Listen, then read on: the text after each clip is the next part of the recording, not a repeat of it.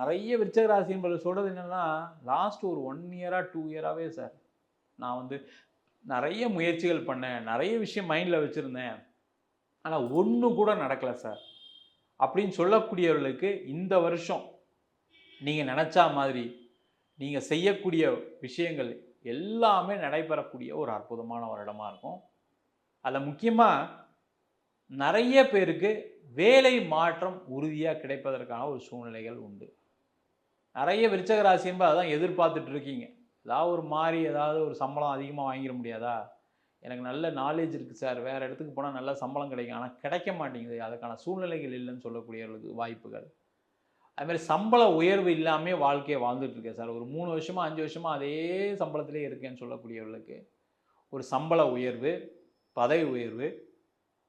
அது மட்டும் இல்லாம, இந்த விருச்சக ராசி என்பவர்கள் இப்ப லாஸ்ட் 1 இயரா நெறைய பேர் வேலை இல்லாம இருக்கீங்க. அது படிச்சு முடிச்சவங்க நெறைய பேர் வேலை இல்லாம இருக்கீங்க. இல்ல வேற ஏதோ படிச்சதுக்கு ஆப்போசிட்டா ஏதோ ஒரு வேலைய செஞ்சுட்டு இருப்பீங்க. அதே மாரி சில பேர் விருச்சக ராசி என்பவர்கள் நெறைய பேரு நல்ல வேலை பார்த்துட்டு திடீர்னு ஏதோ ஒரு பாலிடிக்ஸ்னால, ஏதோ ஒரு பிரச்சனைனால வேலைய விட வேண்டிய சூழ்நிலை இருந்திருக்கும். இல்ல நீங்க வேலைய விட்டு வந்திருப்பீங்க. அந்த நிலைகள் மாறி, வேலை வாய்ப்பு உங்கள் தகுதிக்கேற்ப, உங்களுடைய பதவிக்கேற்ப கிடைப்பதற்கான ஒரு அற்புதமான ஆண்டாக இந்த குரு பெயர்ச்சி பலன்கள் அமையும்.